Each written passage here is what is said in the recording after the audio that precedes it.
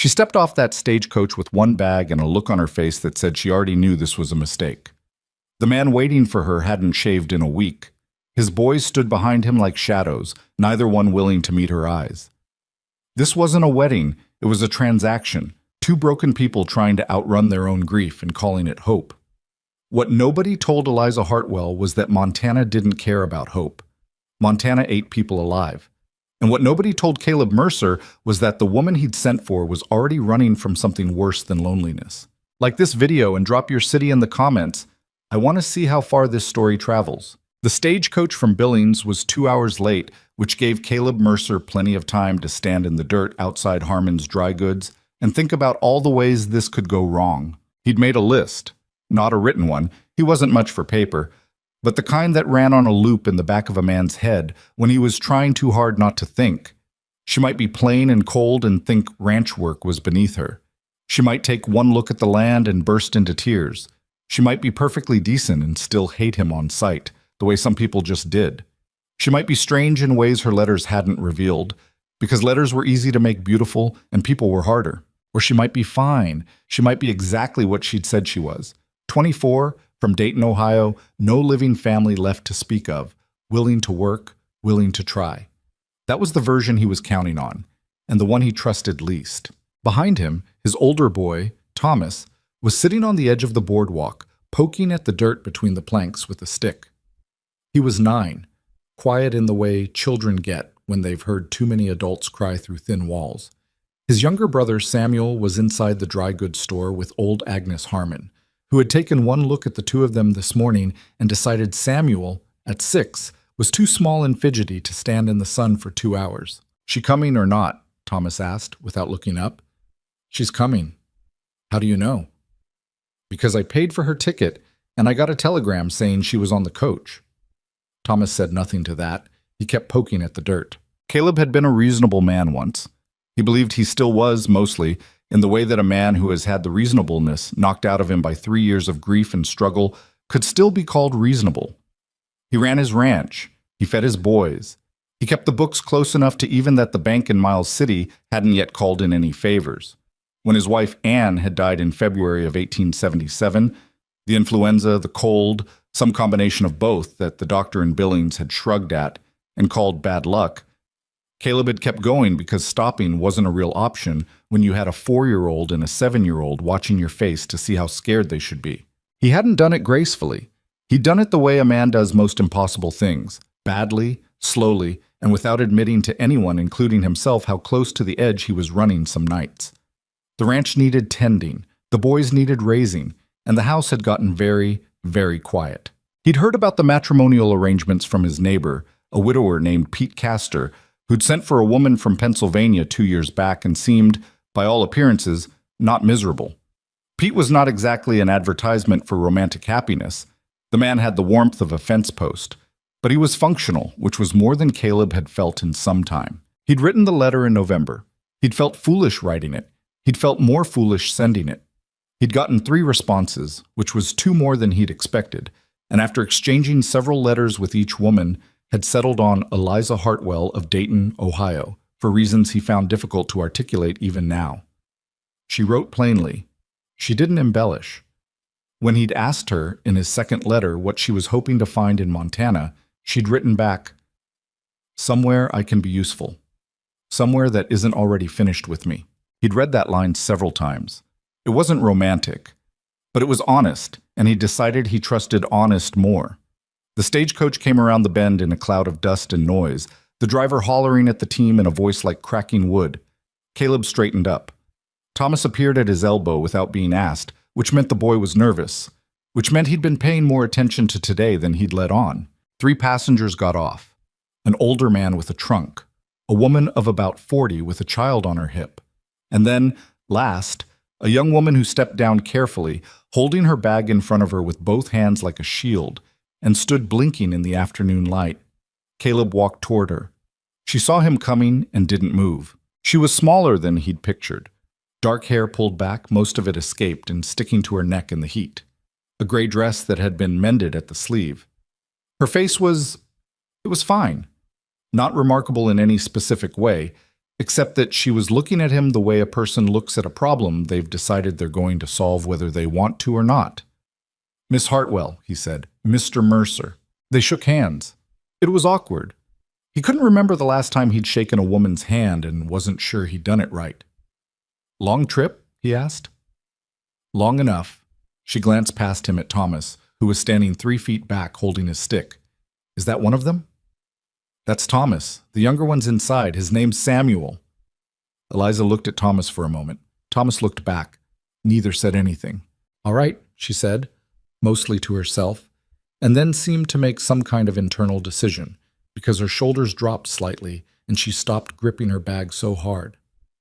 "I'm Eliza," she said to Thomas directly. Thomas considered this. "I know," he said.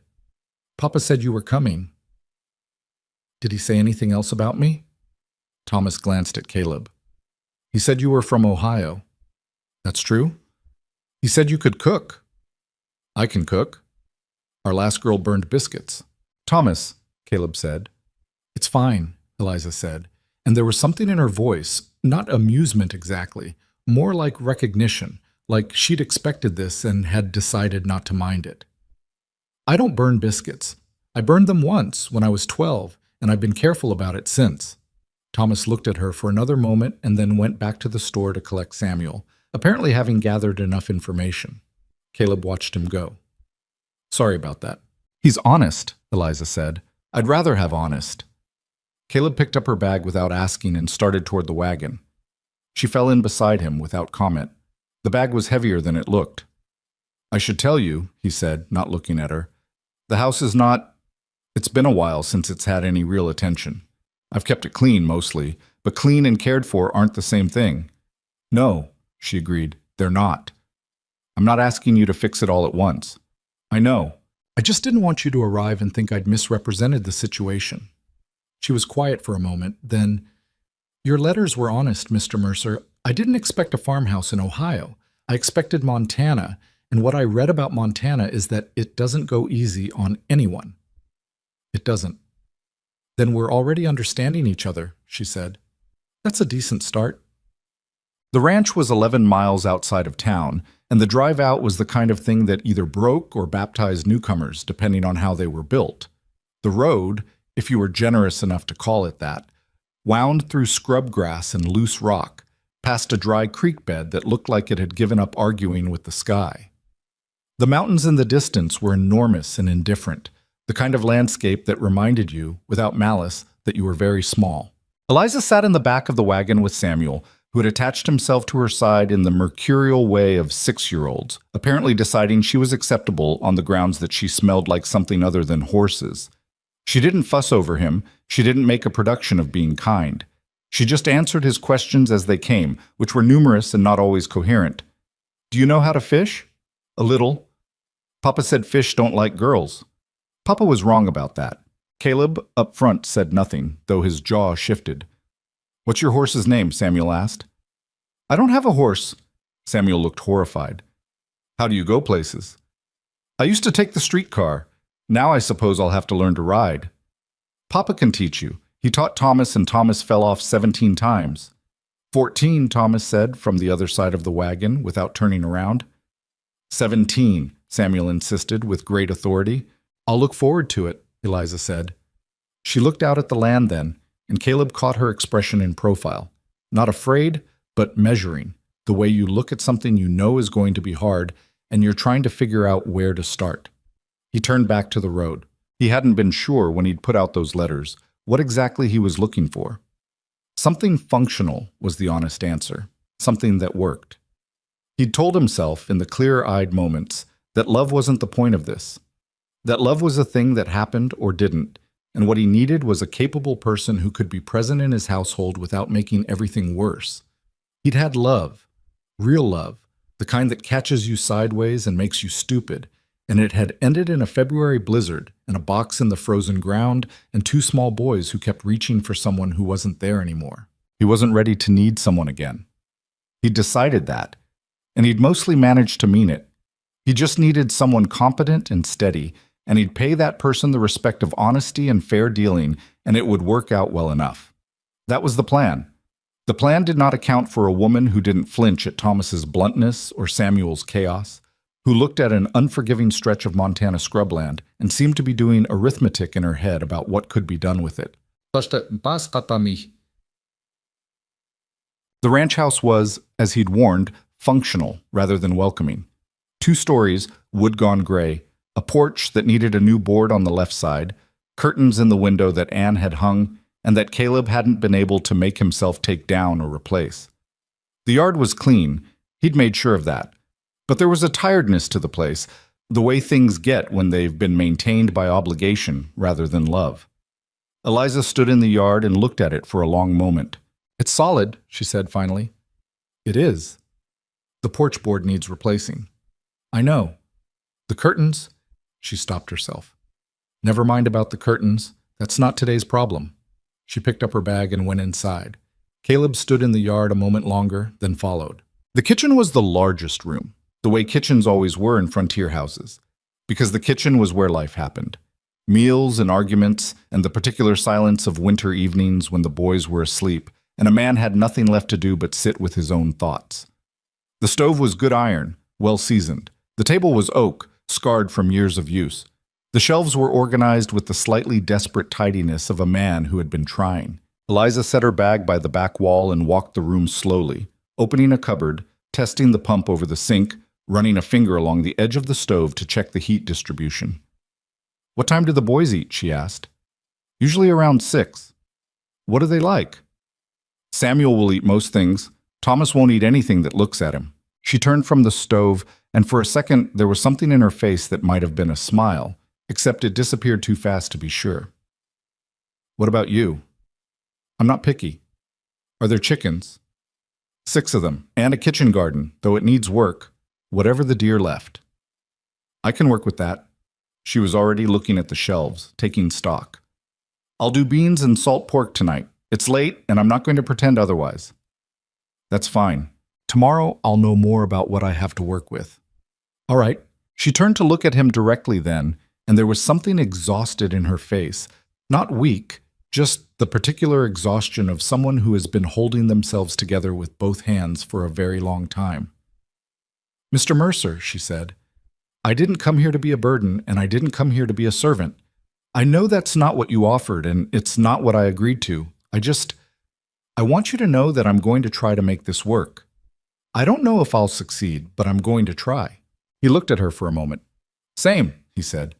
It wasn't eloquent, but they were both too tired for eloquence, and it seemed to be enough, because she nodded and turned back to the shelves, and Caleb went to bring in the wood, and the evening started. The first week was the hardest kind of hard, the kind where nothing went catastrophically wrong, but everything was slightly, constantly off, like a door that hung crooked in its frame. Eliza woke before anyone else, which was something Caleb noticed on the second morning when he came downstairs at 5:30 and found the stove already going and coffee already made. She was sitting at the table with a piece of paper in front of her, making notes in a cramped hand. "You don't have to be up this early," he said. "I know." She poured him coffee without asking how he took it, because she'd apparently already figured out he took it black. "I didn't sleep well.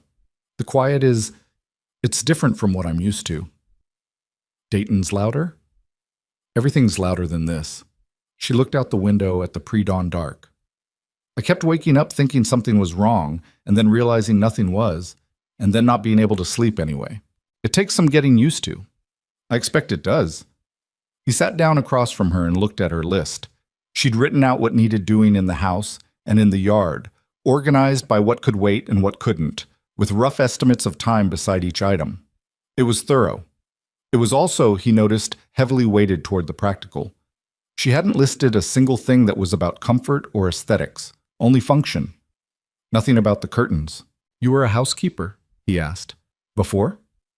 "After my uncle died, yes. Before that I helped in his hardware store, kept the books, dealt with customers." She paused. "He raised me after my parents went. He was a good man, practical. Not warm particularly, but fair." "When did he die?" "March. 7 months ago." She said it without looking for sympathy, just stating the timeline. "He left the business to his business partner and left me the house, which turned out to have a lien against it I didn't know about. By the time everything was settled, there wasn't much left. She took a sip of her coffee. So I made a different decision. Montana. Montana, she agreed. Caleb turned his cup in his hands. I should tell you about Anne. He hadn't planned to say this. He wasn't sure why he was. My wife, you don't have to explain. I know I don't. The boys still miss her, and sometimes they say things, or Thomas gets quiet in a particular way. And I don't want you to think it's about you when it isn't. Eliza looked at him steadily. I'm not trying to replace her. I know that, and I'm not expecting them to forget her. She paused. She put up those curtains. Caleb was quiet. I noticed, Eliza said simply. I'm not going to touch them. He hadn't known he needed to hear that until she said it. He didn't say thank you. He didn't quite manage to, but something in his posture shifted, and she seemed to understand that, because she went back to her list without pushing. Bonnet. The chickens didn't like Eliza at first. This seemed to Caleb like a reasonable test of character, because the chickens didn't like anyone except Samuel, who communicated with them on some frequency adults couldn't access. He watched, on the third morning, as she went out to collect eggs and came back with a long scratch down her forearm from the hen they called Agnes, named, without permission, after Agnes Harmon, a joke that had seemed funnier in conception. She got you, he said. She's fast. Eliza looked at the scratch without distress. I'll figure her out. She's gotten me 17 times. You've been counting. Started after 12. She cleaned the scratch at the pump and went back out 20 minutes later with a different approach. Slower, quieter, coming at the nest from a different angle. He wasn't watching exactly, but he could see the yard from the barn door. She moved differently the second time, less efficient, more patient. Agnes shifted but didn't strike. She came back with eggs. He turned back to the harness he was mending and said nothing about it, but he filed it away. The fact that she adapted, that she didn't sulk or declare the chicken a lost cause, that she just went back out and tried differently. That was the sort of thing that mattered on a ranch. More than strength, more than knowledge. The willingness to try the same thing a different way without making a production of it. Thomas was the harder problem. Samuel had accepted Eliza with the breezy pragmatism of a child who has decided something is interesting and therefore worth engaging with.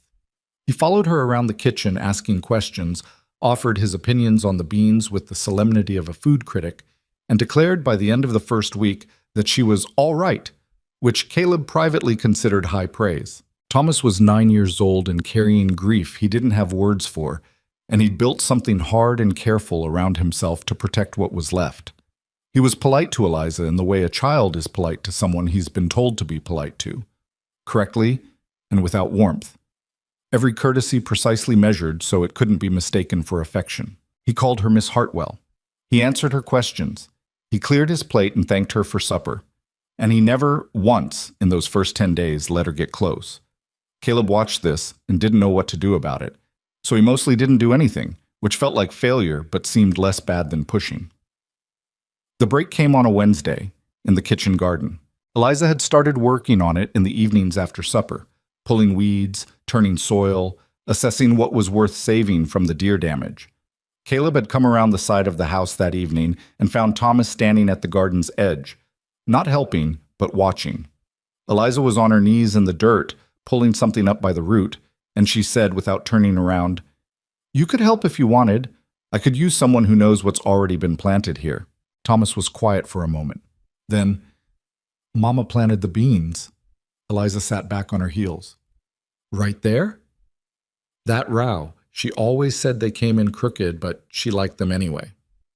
"They do come in crooked," Eliza said, looking at the row. "But crooked doesn't mean bad. It just means they grew the way they needed to." Thomas was quiet again. Then he came forward and crouched down beside her. "The peas are over there, and the carrots, but they probably don't come up good anymore. Show me." He did. He talked about the garden for 20 minutes in a voice Caleb had almost forgotten the boy owned, loose and easy, the voice of a child who hadn't decided yet to be careful. Eliza listened without filling in silences, without redirecting, without making any large gesture of warmth that might have spooked him. She just listened and asked questions when he stopped and let him lead. Caleb stayed around the corner where neither of them could see him, long past when he'd meant to come in for supper.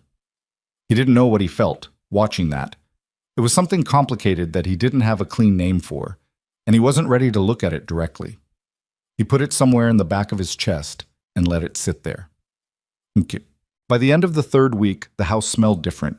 He noticed it one evening coming in from a long day of fence repair, something cooking on the stove, something that had been cooking a while, and underneath it the particular note of a house that had been cleaned recently but not aggressively, the way a house smells when someone is actually living in it rather than just maintaining it. He stood in the doorway for a second before anyone knew he was there. Eliza was at the stove. Samuel was at the table with a wooden horse and a very involved story he was telling only to himself. Thomas was sitting in the chair by the window with a book, actually reading it, not just holding it, which was different. The lamp was lit. Outside, the light was going gold and long across the grass. It looked like he didn't let himself finish the thought. "You're late," Eliza said, not turning around. "Fence on the north quarter. Wire broke. Supper's been keeping. Sorry." "I'm not bothered. Go wash your hands." He went and washed his hands. He came back and sat down, and she put a plate in front of him, and Samuel immediately abandoned the wooden horse to report on every event of the afternoon, and Thomas looked up from his book briefly to correct one of Samuel's facts. And Eliza sat down across from Caleb and ate without ceremony. He thought briefly and against his will about how long it had been since an evening had felt like this. Not happy, exactly. He was too tired and too careful to call it that, but full. The room had been empty for so long in the way that mattered, and something had shifted in the last 3 weeks that he couldn't attribute to any single thing, only to her consistent, unflashy presence. He looked at her across the table. She was listening to Samuel with an expression of genuine, slightly pained patience, because Samuel was describing at great length a beetle he had found, and Eliza was apparently not entirely at ease with beetles. "It was big," Samuel said. "This big." He spread his fingers to an implausible width. "That is extremely big," Eliza said, without convincing inflection. "Papa, tell her." "It was big," Caleb confirmed. "You weren't there," Thomas pointed out. "I'm being supportive." Eliza looked at him then, catching the flatness in his voice, and she was almost smiling. Not quite, but the edge of it was there, the beginning of something that hadn't made it all the way out yet. And it occurred to him that he hadn't seen her almost smile much, that she'd been too tired and too careful these first weeks, the same way he had. And he looked back down at his plate. He ate his supper. He didn't think too hard about anything. It was Pete Castor who brought reality back to its proper dimensions, the way Pete always did, with the subtlety of a dropped anvil. He came around on a Saturday in late June to borrow a post driver, which was mostly an excuse to see the situation, because Pete was nosy in the particular way of frontiermen who didn't have enough going on and had decided to compensate by paying attention to everyone else's business. He stood in the yard while Caleb found the post driver in the barn, and he had a long and apparently pleasant conversation with Eliza near the water pump, which Caleb observed from the barn door at a distance he felt was appropriate. When Pete came to collect the tool, he was in high spirits. "She's a capable woman," he said. "She is. Mine took 6 months before she'd go near the cattle. Eliza seems to adapt fast." Pete squinted at him. "You don't seem particularly happy about that." "I'm fine about it." Pete hefted the post driver. "Women like that don't stay arrangements, Caleb. You understand what I mean." "I understand what you mean." "Good. Because the arrangement thing is comfortable. The arrangement thing is safe. And I know why you like it." He started toward his horse. "I also know what it costs you." "Pete, I'm just saying." He mounted without looking back. "Woman came a long way to be useful. Think about whether useful is all you're offering her." He rode out before Caleb could find an answer, which was probably Pete's intention. Caleb stood in the yard and looked at the house. Through the kitchen window, he could see movement. Eliza at the pump, probably, or near the shelves. The sound of Samuel somewhere overhead, running across the floor of his room in the way he always did, as if the floor had done something to offend him. He thought about what Pete had said, and he thought about Anne, and he thought about the particular shape of the empty space in his chest that had been there since that February. And he thought about a woman who mended curtains she didn't put up and listened to a boy talk about his dead mother's bean rows without making a single wrong move. He went back inside. He didn't say anything to Eliza. He wasn't ready for that yet. But he watched her differently after that evening. Not with intent, exactly, but with attention. The way you start paying attention to something when you've admitted to yourself, very quietly and not quite out loud, that it matters. She found him on a Sunday evening, the last Sunday of June, sitting on the porch steps with his back against the post and a cup of coffee gone cold in his hand. The boys were asleep. The sky was the particular deep blue of a Montana summer night just before the stars came out fully, and the air smelled like grass and the far-off threat of a storm that was probably still a day away. She came out and sat on the step below him without asking. She had her own cup.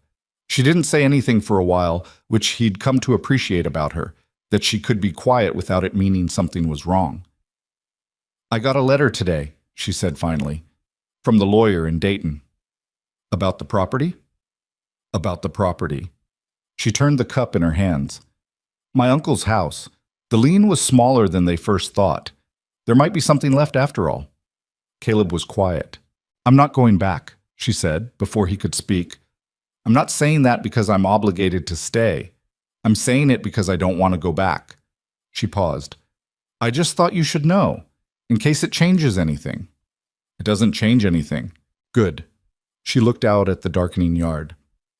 "I'm glad I came here," she said very quietly, more to the night than to him. "I know it's early to say that. I know there's a lot I don't know yet and a lot that could still go wrong. But I'm glad." He looked down at the back of her head, her hair down for once, loose around her shoulders, the escaping curls he'd gotten used to from the back of a wagon now just present in the evening light. "I'm glad too," he said. She didn't make anything of it. Neither did he. They sat there together while the stars came out one by one over the Montana dark, and the storm in the distance moved its slow way closer, and down at the far end of the ranch, something, a fox probably, moved through the grass with a sound like a whispered word. It wasn't love yet. It was too careful and too new and too cautious to be that. But it was beginning to be something. And that, on the frontier, in the summer of 1879, with a dead wife still present in the curtains, and two small boys asleep upstairs, and a woman who had arrived as a stranger and stopped, slowly, being one, that was already a remarkable thing. The storm that had been threatening all week finally arrived on a Monday, and it arrived the way Montana storms always did. Not gradually, not with the courtesy of a warning, but all at once, like something that had been waiting just past the edge of the sky and had simply decided it was time. Eliza was in the kitchen garden when it hit. She heard the change in the wind first, that particular low howl that came off the mountains, and she had maybe 30 seconds between that sound and the first wall of rain before the sky dropped entirely. She grabbed the basket of beans she'd been collecting and ran for the house, but the porch was soaked before she reached it, and by the time she got inside she was wet from the knees down and her hair had come mostly loose from its pins. Samuel found this extremely entertaining. "You look like Agnes," he said. Agnes was the chicken, who had a habit of standing in rain with an expression of profound personal offense. The comparison was not flattering. "Thank you, Samuel," Eliza said, setting the beans on the counter and pushing wet hair out of her face. "Agnes does this." He puffed up his cheeks and crossed his eyes. "That's very accurate," Eliza said. "Go find your brother." He went, still laughing, and Eliza stood at the kitchen window and watched the rain come down in gray sheets across the yard. Somewhere out there, Caleb was at the north fence with two of his ranch hands, or had been when she'd last seen him. There was nothing to do about that. Men on working ranches didn't come in for weather unless the weather was trying to actively kill them, and sometimes not even then. She put the kettle on. She would have coffee ready when he came in. It was a small thing. It was the kind of small thing she'd stopped noticing herself doing. Bedtid. He came in 2 hours later, soaked through in the way that went past the clothes and seemed to reach the bones. He stood in the doorway, pulling off his boots with the slow deliberateness of a man running on the last of his fuel, and he looked up when she handed him the coffee and said nothing for a moment, just took it. "North fence?" she asked. 3 posts down. The ground gave out under them. He drank. We'll get to it tomorrow if the weather breaks. It will. Smells like a one-day storm. He looked at her. How do you know what a Montana storm smells like? You've been here 6 weeks. I've been paying attention. She went back to the stove. Sit down. I'll get you something warm. He sat. He was quiet in the way he got after hard physical days. Not closed off, just wrung out, the usual careful distance of his manner softened by simple exhaustion. She'd learned to read his silences by now, the different kinds of them. There was the silence that meant he was working through a problem, the silence that meant he was somewhere else, somewhere that probably had Anne in it, which she didn't touch. The silence that meant he was simply too tired for words and trusted her enough not to perform otherwise. This was the last kind, and something about being trusted with that, with the plain, unglamorous version of him, settled in her chest in a way she didn't examine too closely. Thomas help you at all today? He asked. He helped me move the feed sacks before the rain. He knew the storm was coming before I did. She paused. He said his mother used to move them in by the smell of the air. Caleb's hand went still around his cup. Yeah, he said, she did. He said it casually, like he was just talking about her, not like he was guarding it. Caleb looked at the table. That's new, he said. I know. He was quiet again. Then, thank you for listening to him. He doesn't need me to do anything special. He just needs someone to not make it into a big moment every time he mentions her. She set the bowl in front of him. Eat. He ate. Outside, the rain came down hard against the windows, and the kitchen was warm, and Samuel came back downstairs eventually and asked if storms had feelings. And Eliza told him probably not, but some of them certainly had opinions, and even Caleb smiled at that, briefly, over his bowl. July arrived the way it always did in Montana. Suddenly, emphatically, with a heat that had no patience for the cautious warm of June. The sky went from the pale blue of early summer to something deeper and more serious, the kind of blue that meant business, and the grass in the lower pasture turned from green to a toasted gold that smelled in the evenings like something between bread and smoke. Eliza learned the rhythm of the ranch the way she learned most things, by watching first, then doing, then adjusting. She was not a natural horsewoman. That was the honest version. She was in fact somewhat afraid of horses, a fact she had carefully left out of her letters because it had seemed like the kind of detail that would complicate a correspondence, and she'd reasoned, correctly, that she could figure it out once she got here. Caleb had not mentioned it. He'd offered to teach her because a woman on a working ranch who couldn't ride was a liability, and he'd framed it as a practical matter, which she appreciated because it let her approach it as a practical problem rather than something she had to be brave about. The horse he gave her to learn on was called Pepper, a brown mare of middle age and philosophical temperament who had apparently decided sometime in the past that nothing humans did was interesting enough to react to. She stood for the halter without fuss. She stood for the mounting block without fuss. She walked when asked and stopped when asked and ignored Eliza's various errors of posture and grip with a patience that bordered on contempt. She's very calm, Eliza said, on the second lesson, from slightly above the usual height she was accustomed to. She's old, Caleb said, and she's been through worse than you. That's reassuring. It was meant to be practical. He adjusted her hand on the reins. Hold it. Not like that, like you're holding something that might leave. Firm, not tight. She adjusted. He stepped back. His expression was neutral in the way that meant he was concentrating on the teaching rather than the student. And she was grateful for that because it meant she could concentrate on the horse rather than on the fact of his hand having just briefly been over hers. She was 24 years old. She was not unaware of men. She was also practical enough to know that whatever was happening in this arrangement was delicate and early, and not the kind of thing you leaned into before you understood what it was.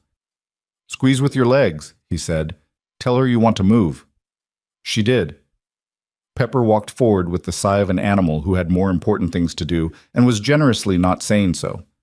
Good, Caleb said. She's not impressed. She will be. Eventually.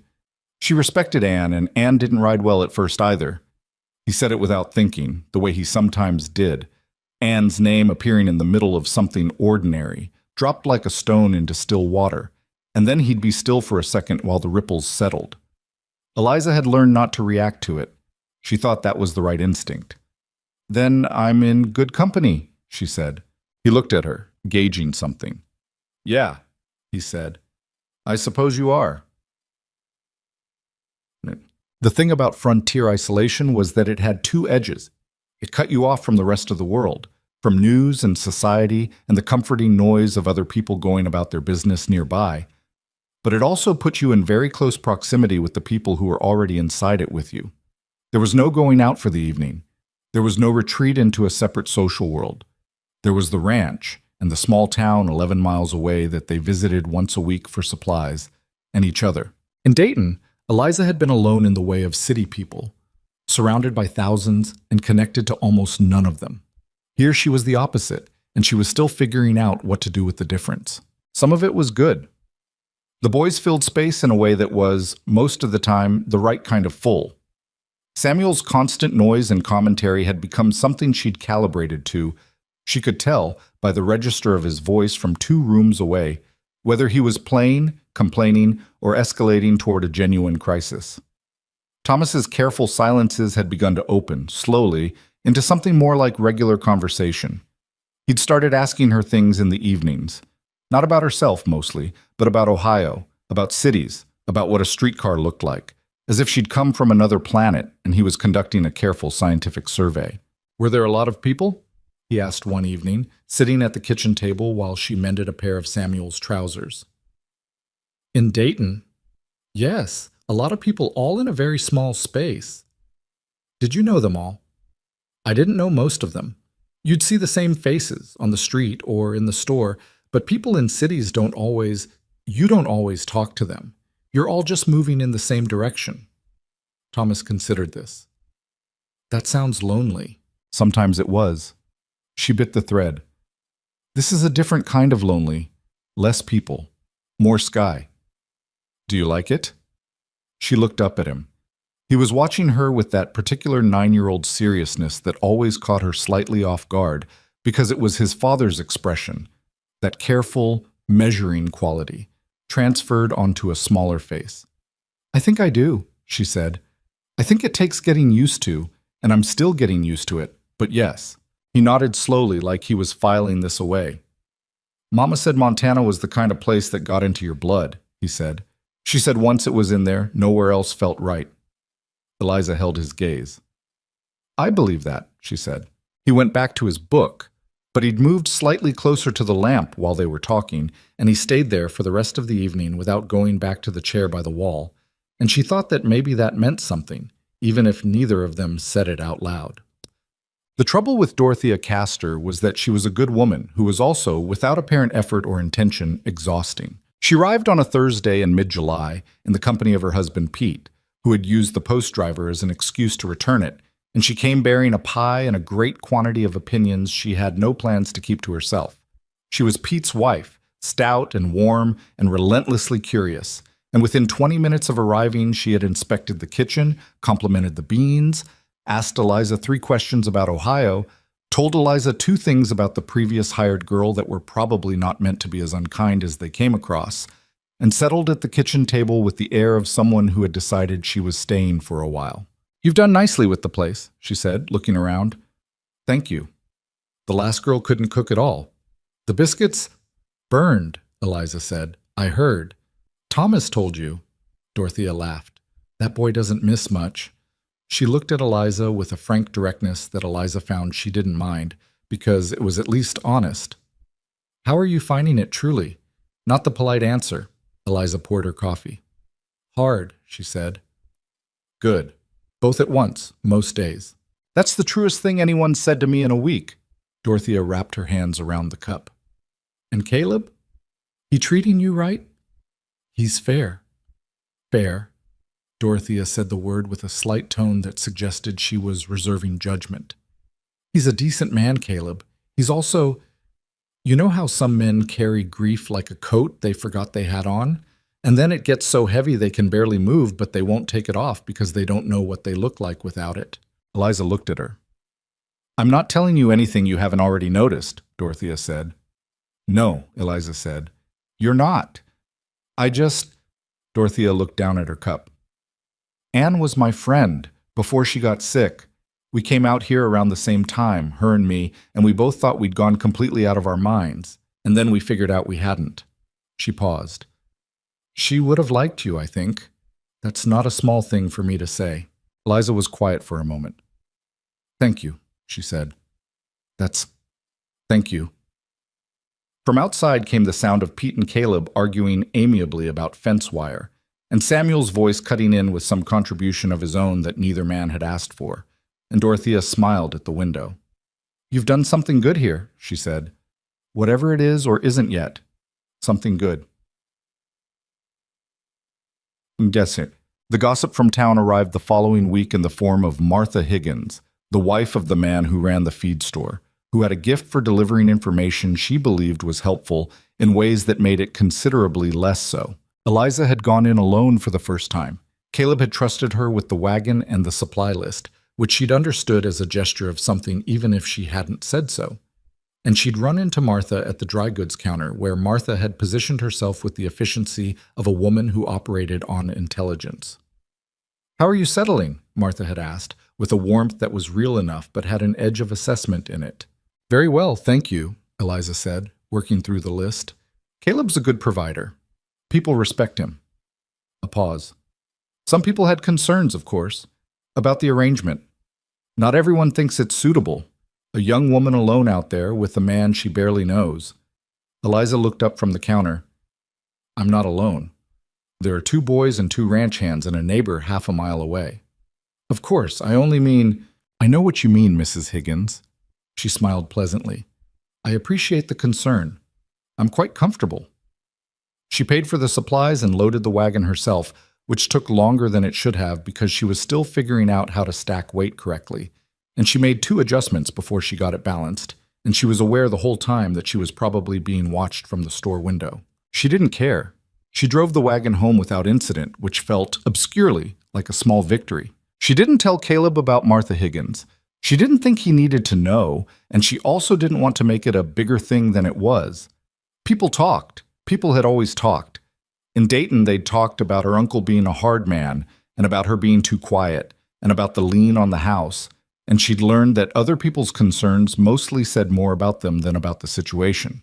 What mattered was whether she belonged here. She was still working on the answer to that question, but it felt most evenings like the answer was leaning a certain way. It was in the last week of July that Caleb found her in the barn at 10 o'clock at night. She hadn't been able to sleep. The old problem, the particular quiet that still sometimes felt like something missing. And she'd come out without a specific plan and ended up in the barn, which was warm and smelled like hay and horses and had the particular kind of silence that felt inhabited rather than empty. Pepper had looked at her from her stall with mild interest and then gone back to sleep, which Eliza felt was the correct response. She was sitting on a hay bale with her knees pulled up and a lamp on the floor beside her when she heard his footsteps on the barn floor. He stopped when he saw her. "Couldn't sleep," he said. It wasn't a question. "No, you?" "No." He came in and sat on the bale across from her, and for a moment they were just 2 people awake in the middle of the night for no single reason they could name. He had his hands loose between his knees, and he looked tired in a way that went past the physical work of the day. "You all right?" she asked. "I have these nights," he said, "where it's all fine, and then it isn't. I know the kind." "I don't know if you do." He paused. "Or maybe you do. I don't know enough about what you left behind." She was quiet for a moment. "My uncle wasn't warm," she said. "I said that before, but he was there, constant.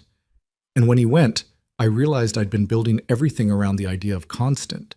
And when that went, I didn't know who I was without something to build around." She looked at the lamp. "That's not grief like yours. I know it's not the same. It doesn't have to be the same to be real." She looked at him. He was looking at the middle distance between them, and his face in the lamplight was tired and honest and not performing anything, and she felt for the first time since she'd arrived something that was more than the careful, measured thing she'd been allowing herself to feel. "You're a decent man," she said. "I want you to know that I see that." He looked at her then. "I'm trying to be," he said. "That counts," she said. "It counts more than the result some days." He was quiet for a long time, and then he said, very quietly, "I'm glad you didn't run." "I almost did," she admitted. "That first week, 3 times probably." "What stopped you?" She thought about it honestly. "Thomas, in the garden, when he talked about the bean rows." She paused. "And you? The morning you told me the house wasn't cared for. You could have pretended, and you didn't. He didn't say anything to that, but he stayed." They sat there together in the warm barn dark for another half hour, talking less and less as the night went on, until Samuel's voice came from the house in the particular pitch of a child who had woken and found no adults where there should be adults. And they both got up, and Caleb went in to settle him, and Eliza followed, and the night closed around the ranch the way Montana nights always did. Complete, enormous, and for the first time in a long while, not quite so lonely. August came in hard and dry, the way the old-timers in town had predicted it would, and the ranch settled into the particular grinding rhythm of high summer. Long days that started before the light and ended well after it, the kind of work that didn't pause for tiredness or heat or the fact that a man's hands had stopped cooperating sometime around mid-afternoon. Caleb was up on the roof of the equipment shed on a Tuesday when he heard Samuel start crying in the yard below. Not the ordinary crying of a child who had stubbed a toe or lost an argument. This was the high, breathless kind, the sound that a parent learns to distinguish from all other sounds the way you learn to distinguish your own name in a crowded room. He was down the ladder before he decided to move. Samuel was sitting in the dirt near the water trough, holding his arm against his chest, and Eliza was already crouched beside him when Caleb got there, her hands moving carefully over the boy's forearm. There was no blood. That was the first thing Caleb checked. "He fell from the fence rail," Eliza said, without looking up. "He was climbing." "I told him not to climb the fence rail." "I know. He did it anyway." She pressed 2 fingers gently against Samuel's wrist. "Can you move your fingers for me, sweetheart?" "All of them, slowly." Samuel, still crying, moved his fingers. All of them. "Good." She ran her palm along the forearm, feeling. "It's not broken. It might bruise badly." She looked up at Caleb. "He needs to come inside and sit still for 20 minutes, and I need to look at it properly in the light." "I wasn't being stupid," Samuel said, through tears that were already beginning to slow now that he had an audience. "You were being exactly as stupid as I told you not to be," Caleb said. "Come on." He picked the boy up before Samuel could argue, and Samuel, who was 6 and had not yet outgrown the particular comfort of being carried by someone larger than himself, put his head against his father's shoulder and sniffled. Eliza followed them inside. She cleaned the scrape along Samuel's palm where he'd caught himself falling, and she wrapped a damp cloth around the forearm where it had taken the impact, and she told him twice in very clear terms that fence rails were not ladders, and she said it the way she said most corrective things to him, without heat, but without softness either, with the flat certainty of someone who expected to be heard. Samuel listened, which was not something he did for everyone. "Does it still hurt?" she asked. "A little," he admitted. "It'll hurt more tomorrow. That's normal." She smoothed his hair back from his forehead in a gesture that looked instinctive rather than deliberate, the kind of touch a person doesn't plan. "Go sit with Thomas. Stay inside for the rest of the afternoon." He went, limping slightly more than necessary for the sympathy value. Eliza stood up from where she'd been kneeling and looked at Caleb, who was leaning in the doorway. "He's all right," she said. "I know." He was looking at her with an expression she'd come to recognize, the one where something had gotten past his guard and he wasn't sure yet whether to let it stay there or shore back up. "You knew what to do." "I helped in my uncle's store for years. Men came in with worse than that regularly. Occupational hazard of hardware." He almost smiled. Almost. Still, she turned back to the counter and rinsed her hands at the pump, and she could feel him still in the doorway, and she didn't say anything about that. And eventually he went back out to the shed roof, and she stood at the pump for a moment with the water running cold over her wrists, and told herself firmly that it was just an afternoon and it didn't mean anything more than what it was. She almost believed it. Thomas turned 10 on the 14th of August. He'd mentioned it to Eliza in passing, once, in the way children mention birthdays when they're trying not to seem like they care too much, a casual reference, dropped, and then immediately walked away from, the kind that was designed to be either noticed or not, so that if it was ignored, there was plausible distance from the wanting of it. She'd noticed. She didn't make a large thing of it. She'd learned that Thomas responded badly to large things, to performances of warmth, to gestures that asked him to receive something openly in front of other people. He was the kind of boy who needed to be given things sideways, the way you offer a nervous animal food by leaving it on the ground and stepping back. She made his favorite supper. She'd asked Samuel, who was constitutionally incapable of keeping a secret but didn't know he'd revealed one, which was salt pork with pan gravy and fried potatoes, the kind of meal that had no ambition toward elegance and tasted, therefore, exactly right. She baked a cake with what was left of the July preserves, which came out slightly lopsided because the oven ran hot on the left side and she hadn't accounted for it correctly. Thomas looked at it when she brought it out after supper. "It's crooked," he said. "It is," she agreed. He looked at her. "Like the beans," he said. "Exactly like the beans." Something moved across his face. Not a smile, not quite, but the thing that lived just before one. He looked down at the cake and then back up. "Thank you, Miss Hartwell." "You're welcome, Thomas." Caleb, across the table, looked at his coffee. Later, when the boys were in bed and she was washing the cake plate, she heard him come into the kitchen and stand behind her at a careful distance. "I forgot," he said. "The birthday. I forgot." "You didn't forget. You've had 12-hour days for 2 weeks. That's not an excuse. I'm not offering it as one. I'm just saying it's a reason." She set the plate on the rack. "He had a good day. That's what matters." "I should have remembered." "You should have," she agreed. "And next year you will." She turned around. He was standing with his hat in his hands and an expression she'd never quite seen on him before. Something raw and a little ashamed.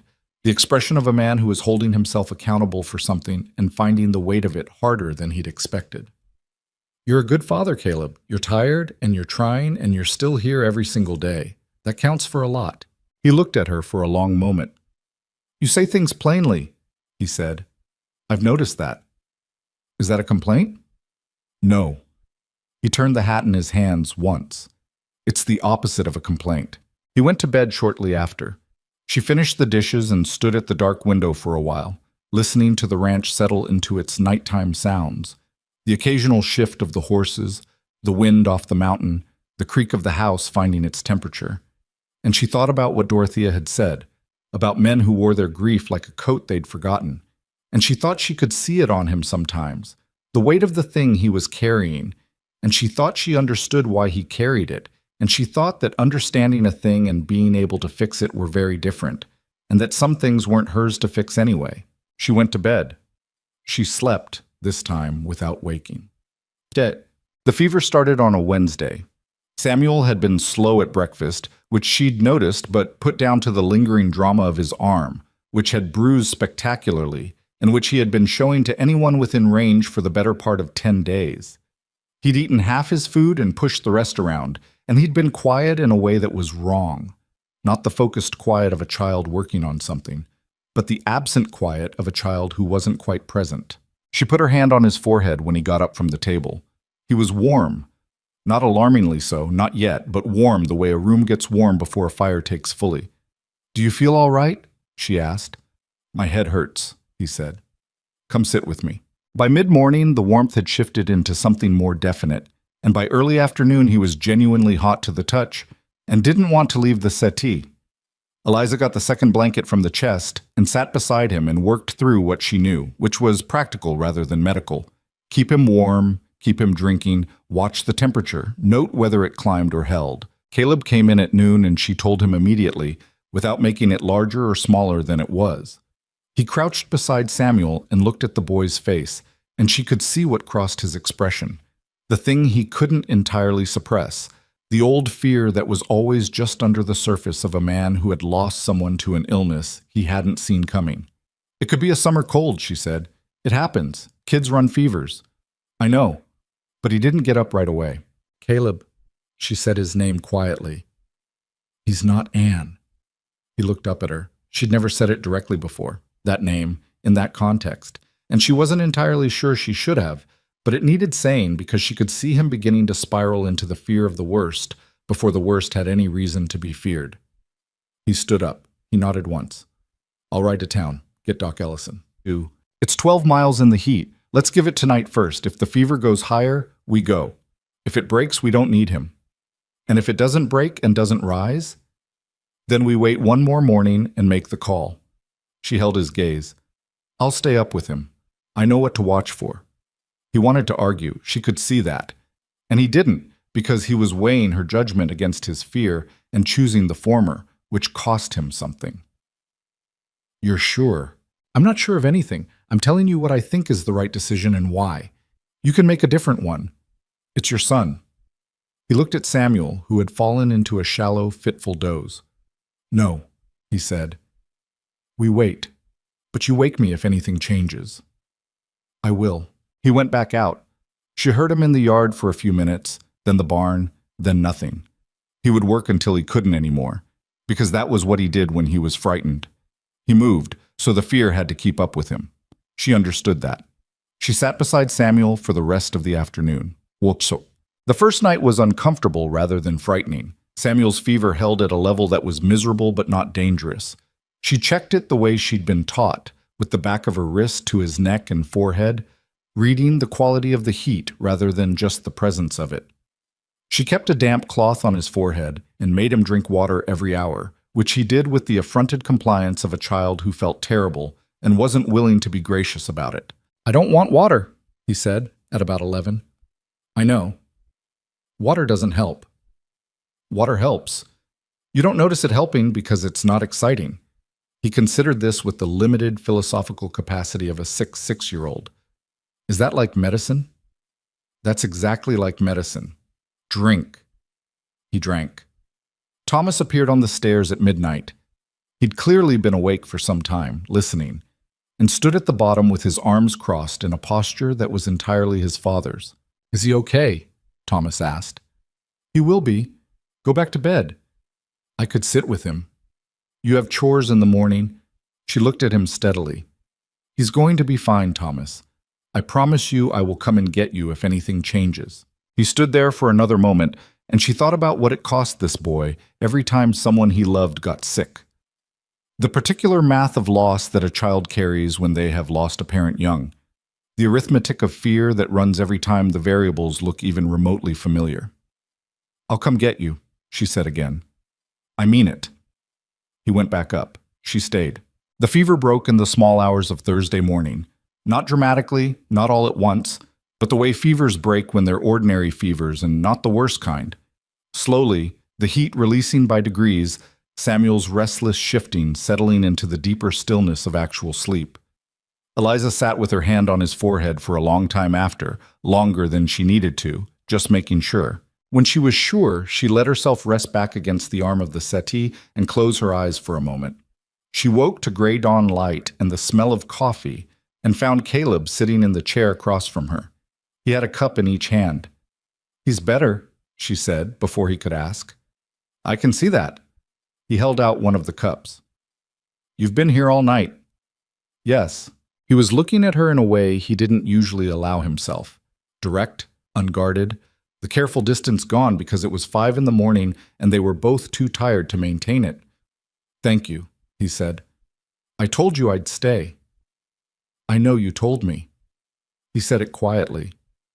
I know you told me. That's not the same as doing it. She took the coffee. She was stiff from the settee and her hair was entirely loose, and she probably looked like she'd spent the night in a chair, which she had, and she didn't say anything for a moment because she was too tired to be careful, and she didn't want to say the wrong thing. I wasn't going to leave him, she said finally. He matters to me. They both do. A pause. You should know that. Caleb looked at his coffee. I do, he said. I see it. Every day I see it. They sat in the early morning quiet while Samuel slept between them, and the light came up slowly over the mountains and pushed through the window in long, flat strips across the floor, and Eliza thought about the distance between arriving somewhere and belonging there, and how you didn't always know you'd crossed from one to the other until you were already on the other side. But Samuel was up and loud by Friday, loudly communicating his opinions on the broth Eliza kept insisting he eat instead of solid food, and loudly describing his suffering to Thomas, who was tolerating it with approximately the patience of a boy who had heard about the suffering 4 times already that morning. "You're not dying," Thomas said. "I was almost dying," Samuel corrected. "You had a fever for 1 night. A very bad fever." "It was a medium fever at most." "Miss Hartwell," Samuel said, appealing to the only authority in the room, "tell Thomas it was a very bad fever." Eliza, at the counter, did not look up. "Eat your broth." Samuel looked at this outcome with deep dissatisfaction and ate his broth. Caleb came in for midday dinner and looked at his younger son with the expression of a man who had been genuinely frightened 2 nights ago and was now experiencing the particular relief that expresses itself as exhausted fondness. He said nothing. He sat down. He ate. Afterward, while the boys were in the other room arguing about something else, he stayed at the table. "Pete asked me about the property," he said. "The one in Dayton, the inheritance." She looked up. "When?" "Bus. Yesterday, when I went to borrow the wagon wheel. He's been talking to his wife, and his wife's been talking to... I know how it works.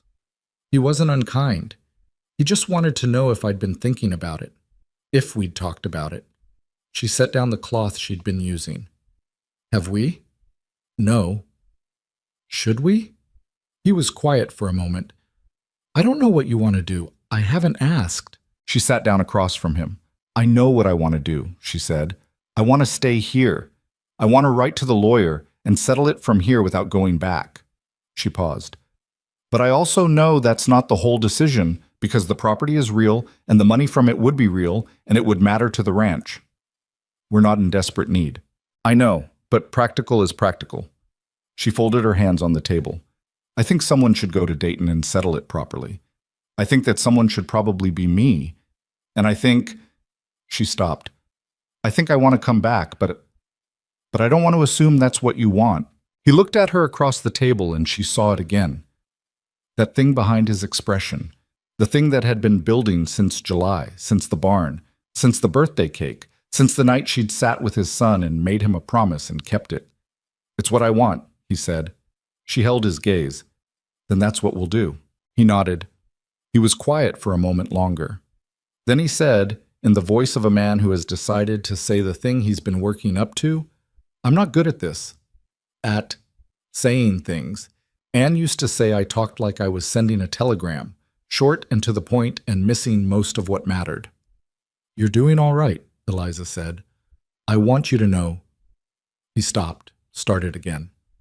"I want you to know that when I said I was glad you didn't run, I meant more than the practical part." She looked at him. "I'm not asking you anything," he said. "Not yet. I want you to know." "I know," she said. "I think I've known for a while." "And?" She looked at him, this tired, careful man across a kitchen table who had spent 2 years carrying a grief that was too heavy and had started to put some of it down, not because time had made it lighter, but because something else had come along and reminded him he still had hands for other things. He wasn't healed. She wasn't either. But they were both still here, across the same table, in the same house. And that was something. "And I'm not running," she said. It wasn't a declaration. It wasn't the kind of thing that got put into letters or poems. But it was the truest thing she had. And she gave it to him plainly, the way she gave most things. Without embellishment, without performance, as just the fact of it. He looked at her for a long moment. Then he got up and went back to work, because there was still a full afternoon ahead, and the fence on the south side needed checking, and that was who he was. A man who moved when he was overwhelmed, who worked when words ran out. But he paused in the doorway. "I'll fix the porch board this evening," he said. "I keep meaning to." It was not a romantic thing to say. It was in fact a completely ordinary thing to say. But he said it with a directness that had nothing to do with porch boards, and she understood that, and she said, "All right." And he went out, and she sat for a moment in the quiet kitchen with the sound of Samuel and Thomas still going in the other room, and the afternoon light coming through the window, and the smell of coffee, and the particular feeling of a life that was turning, slowly and without announcement, into something she hadn't known she was allowed to have. He fixed the porch board that evening, as he'd said he would. Eliza heard the hammer from the kitchen while she was finishing the supper dishes. 3 measured strikes, a pause, 2 more. The sound of a man who knew what he was doing and was doing it without ceremony. It took him less than 20 minutes. When she went out afterward to shake the dishcloth, the board was solid under her feet, no longer angling slightly toward the yard the way it had since she'd arrived. She didn't say anything about it, neither did he. But that evening he sat on the porch instead of going straight inside after the boys were in bed, which he didn't usually do, and she brought out 2 cups of coffee without being asked, and they sat in the cooling August air while the last of the light went out over the mountains, and it felt different. Not dramatic, just different. The way a room feels different after you've moved one piece of furniture, when everything is technically the same, but the whole thing breathes differently. They talked about the ranch, about the south pasture needing rotation before winter, about whether to buy a 3rd milk cow or make do until spring, about Samuel's apparent ambition to teach the chickens to respond to their names, which was going poorly. The conversation was ordinary, completely ordinary, and it was also the first time they had sat together outside after dark without the specific excuse of insomnia or crisis, and both of them knew that, and neither of them mentioned it. When she went in, she noticed he stayed on the porch a while longer. She noticed. She didn't make anything of it, but she noticed. Done. The letter from the lawyer in Dayton arrived on a Thursday in the last week of August, and it was more complicated than the earlier one had suggested. Eliza read it twice at the kitchen table before she said anything to Caleb, who came in from the barn to find her sitting with it in front of her, and an expression he'd learned to read as the particular stillness of someone working through a problem that had more sides than it first appeared. "What is it?" he said. "The property." She set the letter flat. "The lien is cleared, which is good, but there's a secondary matter. The store my uncle's partner runs, the hardware business. The partner, a man named Forsyth, has been operating under a verbal agreement my uncle apparently made before he died. There's a question of whether I have a claim to the business itself or whether the agreement stands. The lawyer says he can't settle it by correspondence. Someone has to appear in person." Caleb pulled out the chair across from her and sat down. "How long would it take?" "A week to travel each way. A few days on the ground, at minimum. Maybe 2 weeks altogether if there are complications." She looked at him. "I know the timing is bad. The timing's not ideal. I know. September's the beginning of—" "I know, Caleb. I know what September means on a ranch." She said it without impatience, but firmly. "I'm not saying we have to go now. I'm saying this needs to be settled before winter, because once winter closes in, that journey isn't reasonable." He looked at the letter. He was quiet for a moment. The working through a problem quiet, not the other kind. "We," he said. She looked at him. "You said we don't have to go now." She had said that. She hadn't meant anything specific by it. Or she had, but she wasn't ready to, and then she had said it anyway because that was how things came out sometimes, when you'd stopped guarding yourself quite as much as you used to. "I didn't mean to assume. I'm not complaining about the assumption." He was looking at the letter still.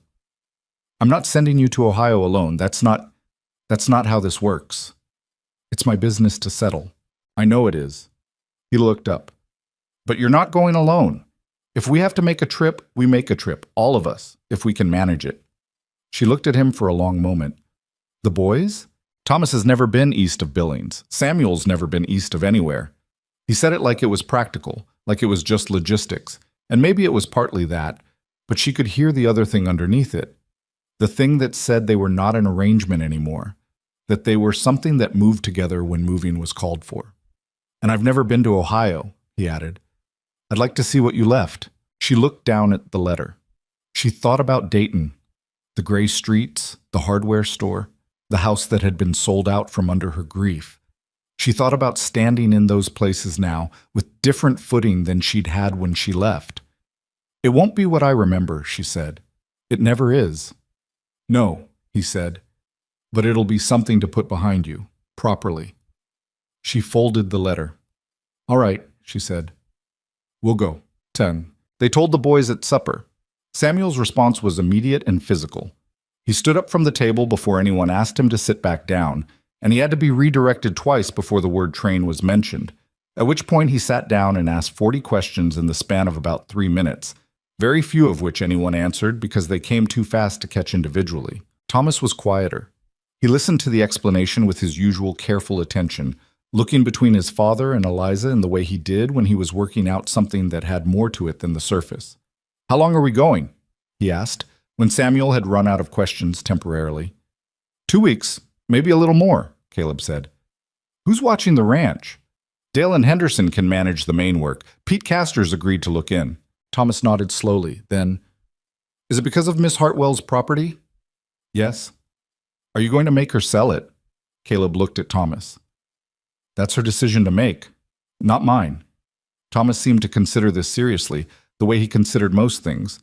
Then he looked at Eliza. Are you going to sell it? I expect so, she said.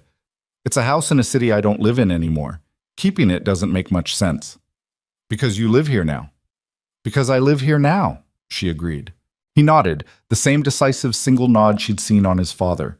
Then he picked up his fork and went back to eating, apparently satisfied. Samuel, perceiving that the interesting conversation had concluded, immediately restarted his questions about trains. That night, Eliza sat on the edge of her bed and looked at the room she'd been sleeping in for 3 months. The narrow window with the view of the mountain, the hook on the back of the door where she'd hung her second dress, the small table where she kept the letter from the lawyer and the stub of a candle and the book she was midway through. It was a small room. It was nothing like the room she'd had in her uncle's house, which had been larger and emptier in every way that mattered. She thought about Caleb saying, I'd like to see what you left. And she thought about the way he'd said we without noticing he'd said it. And she thought about Thomas asking whether she lived here now and not making it a question so much as a check. A quiet verification, the way you press a nail to see if it's set. She blew out the candle and lay in the dark for a while, listening to the ranch. She slept easily. They left on a Tuesday in early September, on the first stage to Billings and then east by train. The journey out was everything Samuel had hoped for, and somewhat more than everyone else had bargained for. He pressed his face against the train window with a focus and dedication that lasted approximately 40 miles before giving way to a profound need to walk the length of the passenger car, which he did 3 times before Caleb put a firm hand on his shoulder and suggested he sit down and find something to look at that wasn't moving. Thomas sat on the other side of the car with his nose in a book for the first 2 hours, then gave up pretending he wasn't watching the landscape and stared out the window with the controlled interest of a boy who didn't want to appear impressed and was failing. Eliza sat beside Caleb. That was a small thing on the surface, the arrangement of 4 people in a passenger car, but it was the first time they had been in close quarters outside of the ranch, and outside of the ranch the smallness of the seat and the motion of the train and the particular proximity of travel made the usual distances harder to maintain. His arm was against hers for most of the first day. She didn't move away from it. He didn't either. You're quiet, he said, somewhere in Nebraska. I'm thinking. About what? About whether I'm going to recognize it. Dayton. She looked out the window at the flat middle country rolling past. I left in April. It's been 5 months. It feels like longer. 5 months can be a long time. It's been a long 5 months, she said. And then, because they were on a train and the boys were occupied and there was a certain looseness that came with being in motion, away from the everyday work of the ranch. I was frightened when I left. Not of Montana specifically, of having made the wrong decision, of arriving and finding out I'd traded one kind of wrong life for a different kind. He was quiet, listening. And then I got there and it was hard, the way you said it would be. And I thought, well, hard is fine. Hard I can work with. Hard isn't the same as wrong. She paused. I don't think I knew until Samuel's fever, when I was sitting with him in the dark and I realized I wasn't frightened for myself anymore. I was frightened for him. That's different. Yes, he said. It is. That's when I knew, she said, that I wasn't waiting to see if this was the right decision anymore. It already was. He didn't say anything for a moment. Outside, the landscape ran flat and enormous under a pale sky. Then he said, I knew earlier than that. She looked at him. The night in the barn, he said, when you said you almost left 3 times. He looked at the window, not at her. I thought about what that would have been, you leaving, and I realized I couldn't make it small enough not to matter. That was when I knew I was in trouble. In trouble, she repeated. The useful kind. The corner of his mouth moved. The kind that means you've stopped being sensible about something. She looked at him for a moment, the profile of him, the jaw and the tired eyes, and the hands that were never quite clean from ranch work, The man who talked like a telegram and meant more than most people said outright. And she thought, not for the first time, that she had been luckier than she deserved. Not because he was perfect. He was far from perfect. But because he was real and present. And he'd stopped pretending the arrangement was just an arrangement. And that was worth more to her than she had words for right now. Caleb, she said. I'm glad you came. He looked at her then. Where else would I be, he said. And it wasn't quite a question. Samuel chose this moment to reappear from somewhere further down the car with a piece of hard candy he'd apparently acquired through means no one would explain. And the moment closed, the way moments do, into the ordinary, ongoing noise of a family on a long journey east. Dayton in September was green and gray and loud, in the way she'd forgotten cities were loud. The constant underlying noise of wheels on stone and voices and machinery, the close presence of buildings and people, the sky cut into pieces by roof lines. She stood on the platform at the station and felt the city settle over her like a coat she'd outgrown. The boys looked around with very different expressions. Samuel was delighted, immediately and indiscriminately, by everything. The scale of the buildings, the number of people, the streetcars Eliza had described, which he saw for the first time and greeted with a reverence usually reserved for miracles. Thomas stood close to his father and looked at everything with the careful, slightly wary expression of a boy who had been told about cities and was now recalibrating against the reality. It's bigger than I thought, Thomas said. It is, Eliza said. Do people know each other here? Some of them, not most. He looked at a man passing without acknowledging any of them. That seems lonesome, he said. It is, she said. You get used to it, but it stays lonesome. Caleb was beside her, taking in the street with the expression of a man who was filing information efficiently and reserving judgment.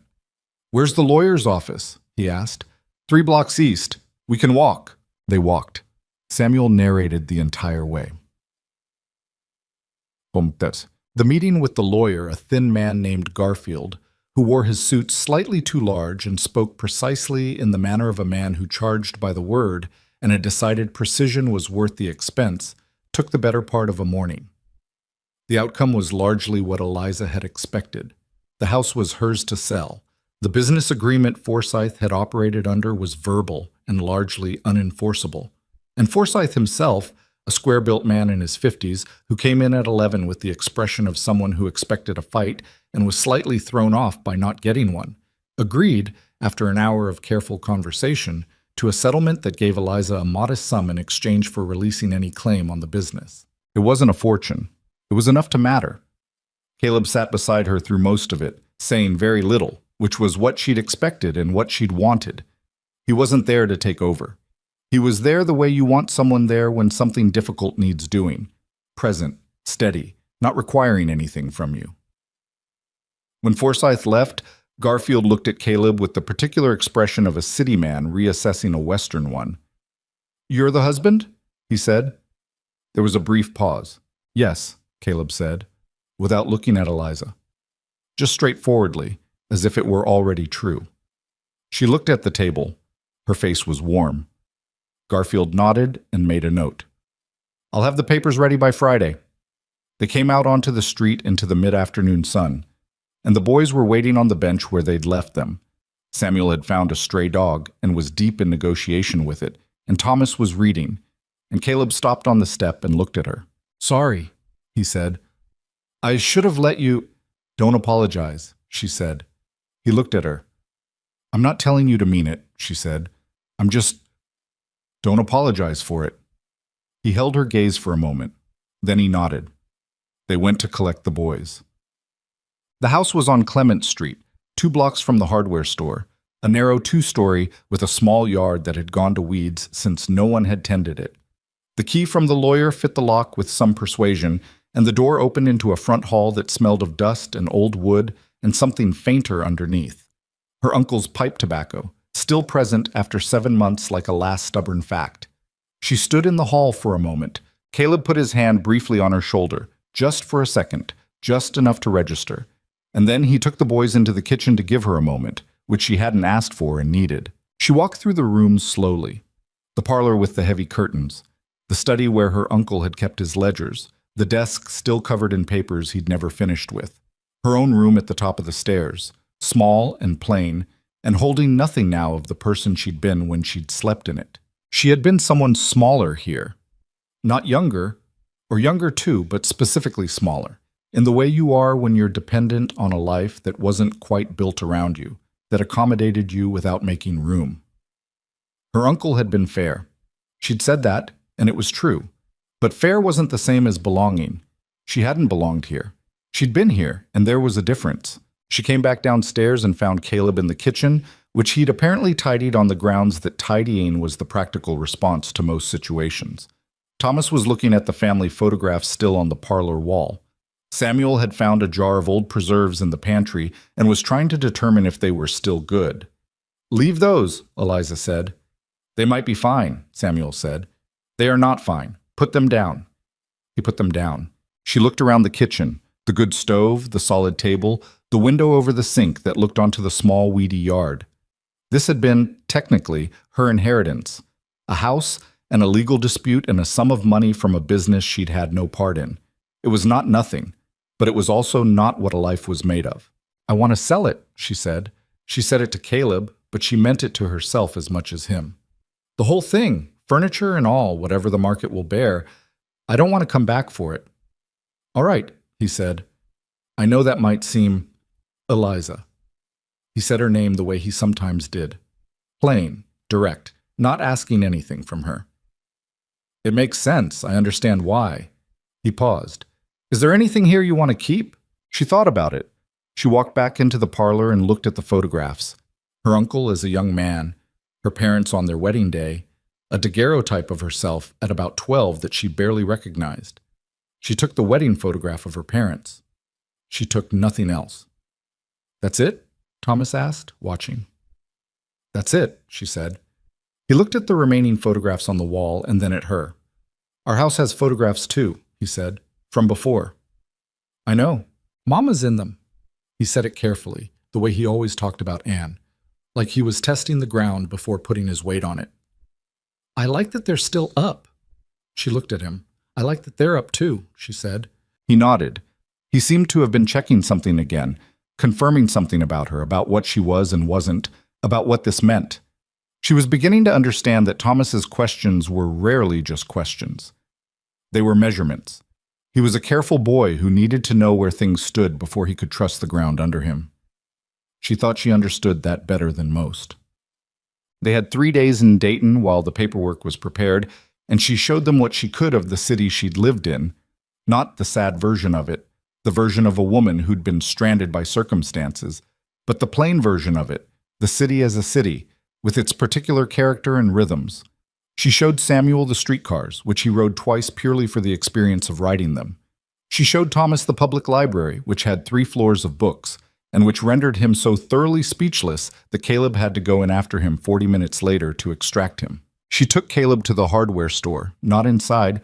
Forsyth's presence made that unnecessary, but past it, so he could see where she'd spent most of her adult life before 24. It was an ordinary building on an ordinary street. Nothing about it suggested the years she'd put in there, which was how it always was with places. They didn't keep the record of you the way you kept the record of them. "You worked there?" he asked. 6 days a week for 4 years, she said. "Kept the books. Ordered stock. Dealt with customers when my uncle didn't want to." She looked at the sign over the door. Hartwell and Forsyth Hardware. Her name was still up there. He was going to take my name off the sign when he brought Forsyth in as full partner. He never got around to it. "Did that bother you?" "Less than it should have, probably." She looked at the sign a moment longer. "I was invisible there mostly. Not mistreated, just not seen. I thought that was what work was. You show up and you do the thing and you go home." She paused. "I understand now that it doesn't have to be that way." Caleb was quiet beside her. "What changed?" She looked at him. "Montana," she said simply. He didn't say anything, but he stood beside her on that ordinary Dayton street for another moment before they turned back toward the hotel, and his hand found hers for just a few seconds. Not reaching, not making a production of it, just his hand and her hand, briefly, and then both of them walking again. It was enough. On Friday morning, she signed the papers in Garfield's office, and the house on Clement Street stopped being hers. Garfield handed her a bank draft and shook both their hands and said something about wishing them well in Montana in the tone of a man who had decided he didn't need to understand a life to acknowledge it. They were at the train station by noon. Samuel was already negotiating with his father about which seat on the train he could have, and making his case with an energy that suggested the 3 days in Dayton had charged him considerably rather than wearing him down. Thomas was carrying a book from the library, a purchase Caleb's presented with the matter-of-fact briefness of a man who didn't make a performance of giving things but gave them anyway. Eliza stood on the platform and looked east, back toward the city. Not with sadness, exactly. It was more like the feeling of finishing something, putting down a thing you'd been carrying not because it was precious, but because it was familiar, and familiar had been easier than setting it down and looking at your empty hands. Her hands weren't empty now. She turned west, toward the train, toward Caleb standing at the car door with one hand on Samuel's shoulder, and the other extended back toward her in an unself-conscious gesture that simply said, "Come on," and Thomas already on the step with his book under his arm and a look that said he'd been ready to go since Wednesday. She walked toward them. The bank draft was in her pocket. The photograph of her parents was in her bag. Everything else was already where it needed to be. 11 miles outside of a small Montana town, under the biggest sky she had ever seen, waiting for her to come back and begin the next season. She stepped up onto the train. She didn't look back at the platform. The train crossed back into Montana on a Sunday evening, and Eliza knew it before she looked at any marker or sign. She felt it in the air that came through the cracked window, the particular dryness of it, the faint smell of sage and distance that had nothing in common with Ohio's green heaviness. She sat up straighter without deciding to. Beside her, Caleb noticed, and didn't say anything, but the corner of his mouth moved. "There it is," Samuel said from across the aisle, pressing his face to the glass. He'd been asleep for the last hour, and had woken with the uncanny instinct of a child whose body knew where home was before his mind caught up. The mountains. They were still far, a blue-gray line at the horizon, more suggested than real. But they were there, and something in the car shifted, all four of them orienting toward that line the way a compass finds north. Thomas looked up from his book. He looked at the mountains for a long moment, then he looked at Eliza. "Glad to be back?" he asked. "Yes," she said. No hesitation. He nodded and went back to his book, satisfied. The ranch looked smaller after the city. That was the first thing.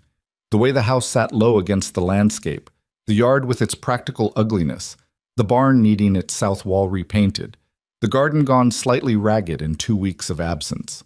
Dale and Henderson had kept the animals fed and the urgent work done, but 2 weeks without a woman's hand in the house was visible in the kitchen dust and the dishes stacked without particular order, and the general air of a place that had been maintained rather than lived in. Samuel walked through the door and said, "It smells right."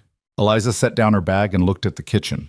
At the stove she knew, the table she'd eaten 100 meals at, the window over the sink that framed the same piece of mountain every morning, and she felt the particular relief of a thing confirmed.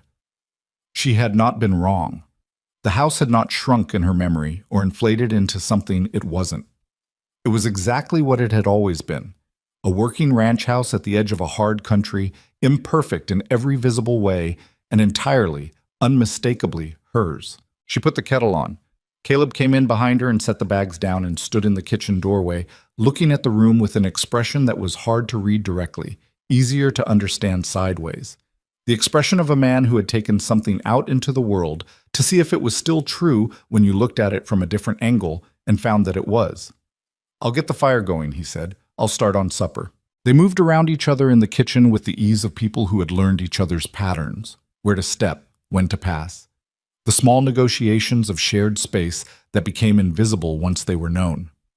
Samuel was already upstairs. Thomas had gone to check on the horses, because Thomas was Thomas. "Caleb," she said, without turning from the stove. "Yeah." "In the lawyer's office. When he asked if you were the husband." He was quiet for a moment. She heard him set down the wood. "I know I said don't apologize," she said. "I meant it. I'm not bringing it up because I'm troubled by it." "Then why are you bringing it up?" She turned around. He was standing by the woodbox with a piece of split pine in each hand, looking at her with the direct, slightly careful expression he wore when he knew a conversation had arrived and he hadn't fully prepared for it. "Because I want to know if you meant it," she said. "Not the word, the meaning behind it." He set the wood down. He looked at her for a long moment. That measuring quality he had, the one she'd once thought was distance and had come to understand was actually the opposite, was the way he looked at things that mattered. "I meant it," he said. "Then I think we should talk about what that means. Actually talk. Not—" She gestured slightly, indicating the general tendency they'd both had toward saying important things sideways and trusting the other person to translate. "Not like that." He almost smiled. "You're saying I talk like a telegram." "I'm saying we both do, and we've been managing, but this is the kind of thing that probably needs more than a telegram." He pulled out the chair from the table and sat down, which was, from him, a significant gesture, the deliberate putting down of the physical in order to be present for the verbal. She turned the kettle to low and sat across from him. "I don't want this to stay an arrangement," he said. "It hasn't been one for a while in practice, but it's still, there are no promises made. And I think promises matter." "They do," she said. "I'm not good at, I don't have the words for this kind of thing. Anne used to say that about me, that I meant more than I said and less than I showed, and you had to learn to read both to know what was actually happening." "She was right," Eliza said, "and I've learned to read it." Something shifted in his face. "I know you have. That's part of, that matters, that you took the trouble to learn it. Not everyone would. Not everyone wanted to." He looked at his hands for a moment. "I'd like to marry you," he said.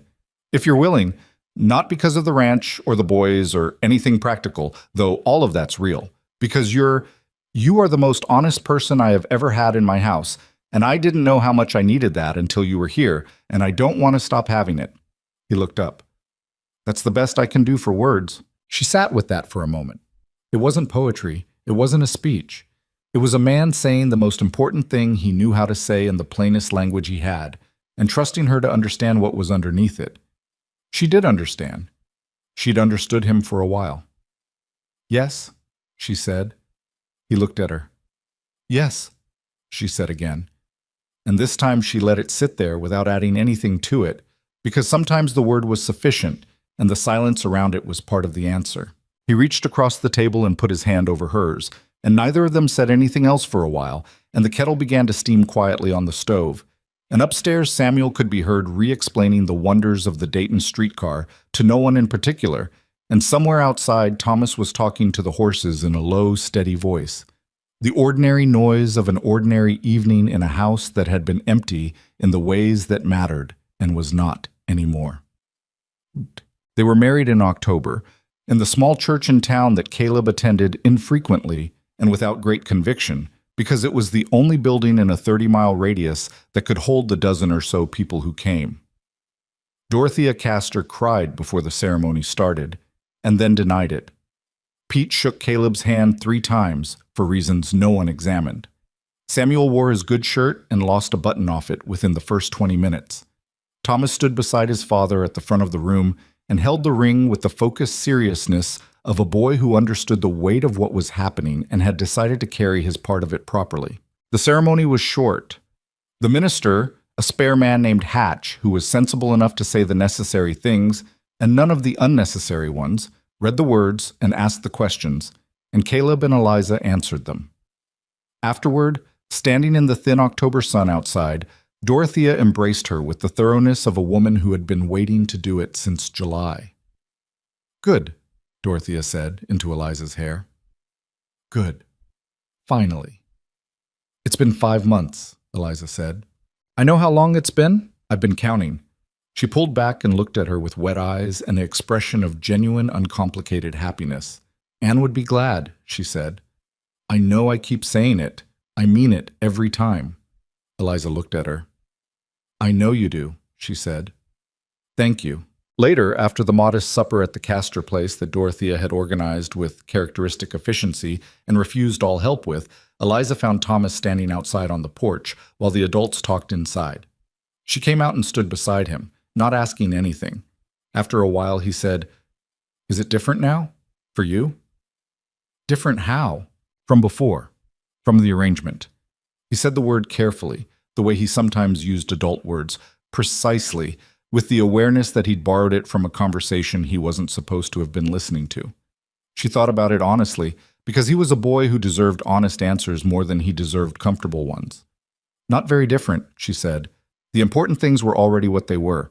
The promise is, it's making official what was already true. He considered this, like how the fence was already the fence before Papa restaked it. Exactly like that. He nodded. Then, after a moment, in a voice that was very quiet and more careful than usual, I don't call you Miss Hartwell anymore. In my head. I just wanted you to know. She looked at him. I didn't know what to call you, he said. In my head, I mean. Not out loud. I figured I'd wait until I knew what was right. He looked out at the dark yard. I think I know now. She waited. Is it all right, he said, if I call you Mama? The word hit her somewhere below the chest. Not painfully, not sadly, but with the particular force of something that had been coming for a long time and arrived quieter than expected. She didn't cry. She was too surprised to cry, and besides, she'd learned from Thomas himself that the way to receive a gift given carefully was to receive it without making it into a scene. Yes, she said. It's all right. He nodded once, the decisive Mercer nod. Okay, he said, as if something had been settled. Then he went back inside, and she stood on the porch for another minute in the October cold, and she let it be what it was.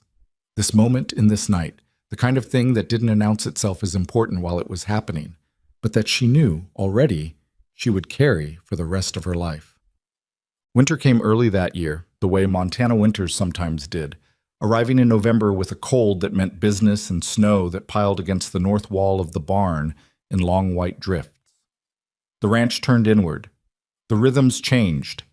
Shorter days, longer evenings, the particular closeness of a family sharing a house against weather. Eliza had been warned about Montana winters. She had read about them and heard about them and thought she had formed a reasonable expectation. She had not, it turned out, fully accounted for the beauty of them.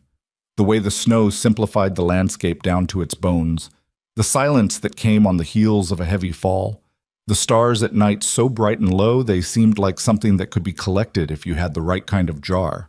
She had also not fully accounted for the difficulties, the cold that found the gaps in every wall, the way the water froze in the trough if you didn't break it before dawn, the relentlessness of it, not cruel exactly, just indifferent, the weather not caring whether you were ready or not. She was ready, mostly. She adapted the way she'd adapted to everything here, by watching, then doing, then adjusting. There were things she got wrong. The first time she tried to manage the stove overnight to keep the house temperature stable, she overloaded it, and they woke to a kitchen that was genuinely hot and a stovepipe that was making an ominous sound. Caleb sorted it out without making her feel foolish about it, which she appreciated. You'll know next time, he said. I overcorrected. Everyone does, first winter. He checked the damper. Second winter, you'll undercorrect. By the third, you'll have it. That's a long curriculum. Montana's not in a hurry. She had come to understand that about this place. It did not accommodate impatience. It was not interested in shortcuts or in the idea that wanting something hard enough could substitute for understanding it properly. It demanded the full education, the actual seasons, the actual cold, the actual work, before it gave you anything back. And what it gave back was not comfort, but a kind of knowledge that settled in the body rather than the mind.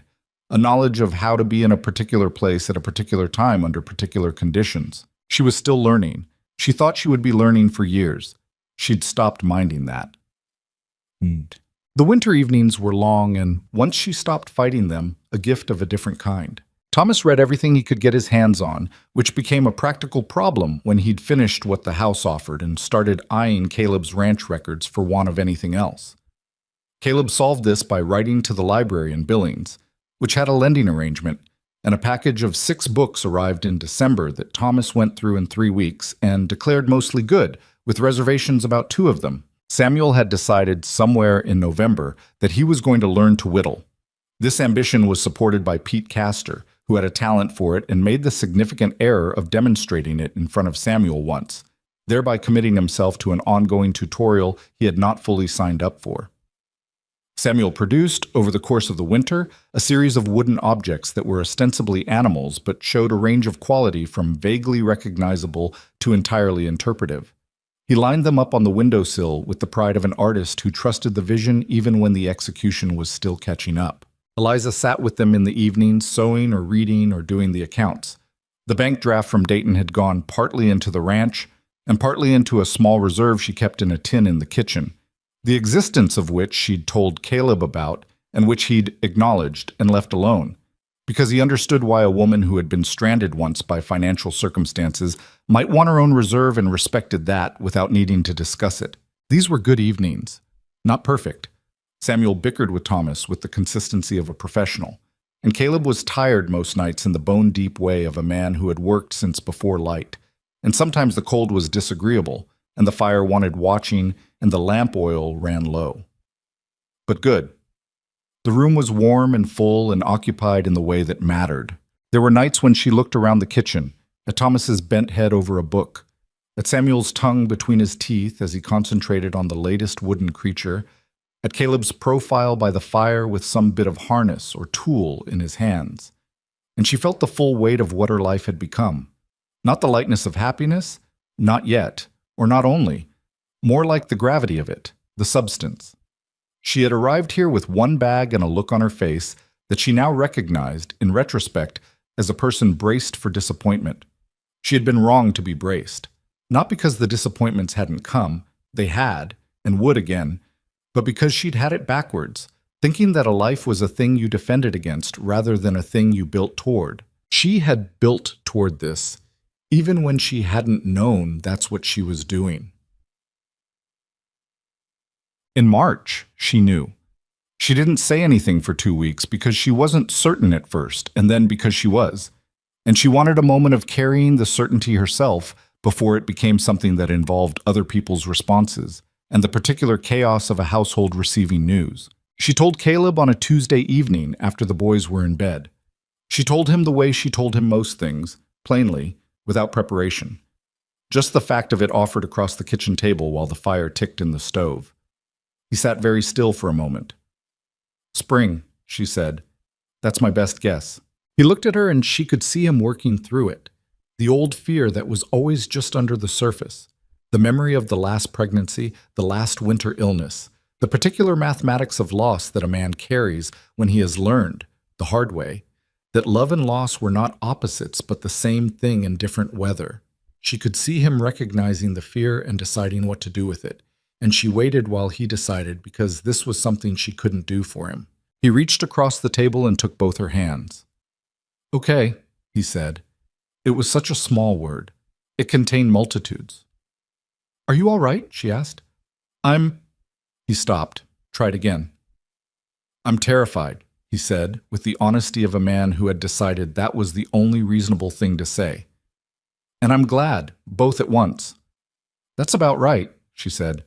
"That's about where I am too." He held her hands for a long time, not saying anything else. And she let him, because silence from him was not absence. She'd learned that long ago. It was presence of a different register, and this particular silence had in it everything that couldn't be put into words without making it smaller. She did not tell the boys until April, by which point nature was beginning to make the announcement on her behalf, and Thomas, who saw most things, had clearly known for at least a week, and was waiting with visible patience for the official version. Samuel's response was immediate and definitive. He wanted a brother. Thomas looked at his father, then at Eliza, with an expression of someone running quiet calculations. "I'd be fine with a sister," he said, not with particular feeling, just as a statement of position. "I'll pass that along," Eliza said. "You can't choose," Samuel informed him. "I know you can't choose. I'm saying what I'd be fine with." "You don't get a say." "I'm not asking for a say.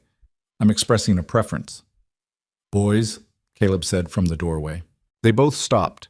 Samuel had one more thing to say and visibly decided not to say it, which was personal growth.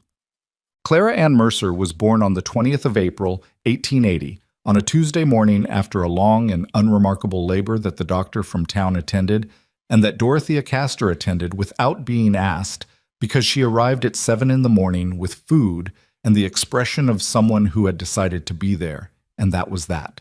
She was small and red-faced and furious about the world in the way of newborns, and she had Caleb's jaw and Eliza's dark hair and an expression in her first hour of life that Thomas would later describe accurately as looking like she was already disagreeing with something. Caleb held her in the late morning light with the careful terror of a man who had done this before and remembered exactly how much it cost to love something so small and defiant. His face was, she saw it from the bed, exhausted and clear-eyed in the way of women who have just done something enormous. His face was entirely open, no guard, no careful distance, nothing held back, just the plain, unmanageable fact of it. "Clara," he said. "Clara," she agreed. Dorothea was downstairs making enough food to feed the whole territory. Samuel could be heard at the bottom of the stairs, asking questions that Dorothea was answering with admirable patience. Thomas had been allowed in first, before anyone else, and he'd stood at the bedside and looked at his sister for a long time without saying anything. And then he'd said very quietly, "She's going to be loud." "Probably," Eliza said. "That's okay," he said. "We're used to loud." He said it in a way that included himself. "We're used to." And she understood that we in that sentence covered all five of them, the family as it now stood, which included her without qualifier or asterisk. Just we. The people who lived on this ranch, under this sky, in this house that smelled like wood smoke and coffee, and the particular combination of five humans living in close proximity to each other and managing, mostly, to be glad about it. There is a thing people say about second chances, that they are gifts, that they are rare, that the right response to them is gratitude. And that is true, as far as it goes. But it doesn't go far enough. A second chance is not a gift in the way a Christmas morning is a gift, something given while you stand there waiting to receive it. It is more like the wood in the stove. It requires tending, splitting, stacking, the daily work of keeping the thing alive. You don't get a second chance and then stand back while it becomes something. You show up every day in the cold and the heat and the ordinary draining middle days when nothing is dramatic and everything just needs doing. Caleb Mercer learned that.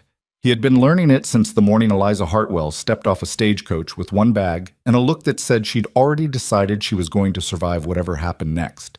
He had resisted the learning, had held his grief like something precious, had kept his distance like it was a form of respect for what he'd lost. It wasn't. It was fear, plain and simple.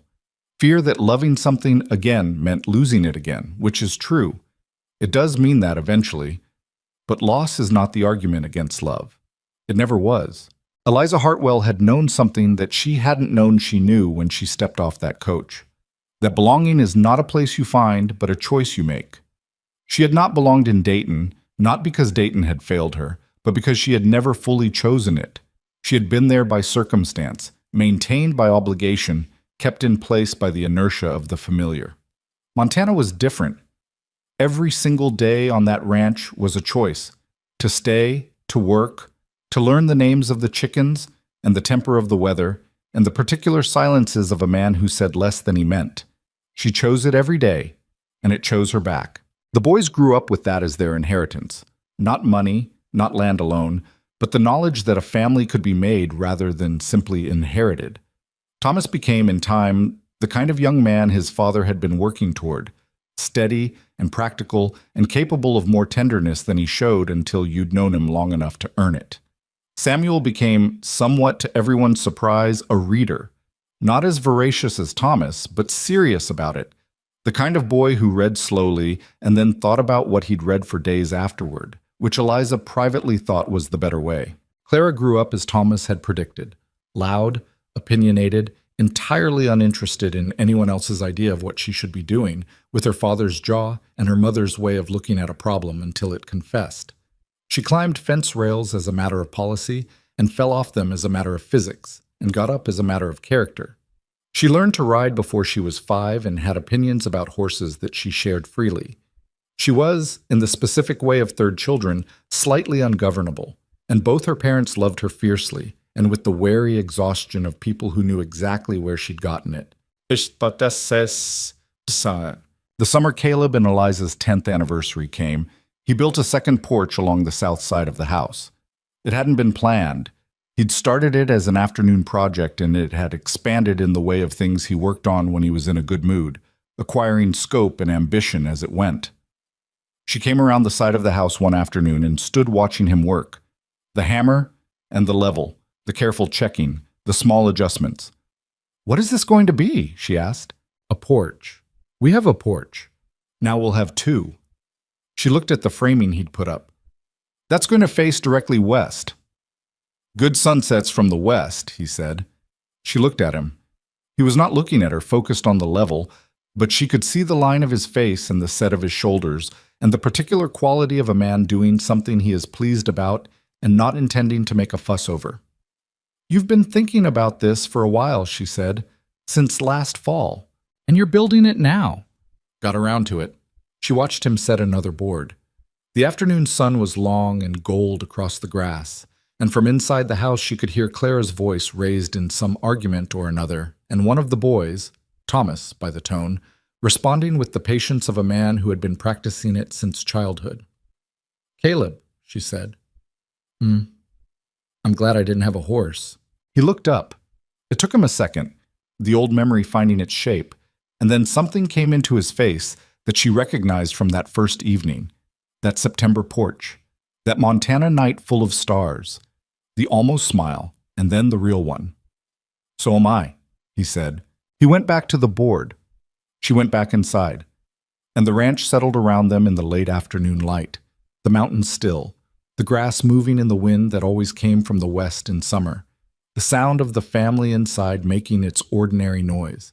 And there was nothing about it that was perfect, nothing that didn't have rough edges and old scars and the regular difficulties of a life that asked something of you every single day. But it was theirs, entirely, unreservedly, from the fixed porch board to the new south-facing porch to the bean rows that still grew crooked in the kitchen garden because some things grew the way they needed to, and that was just the truth of it. And on the frontier, in the end, that was more than enough.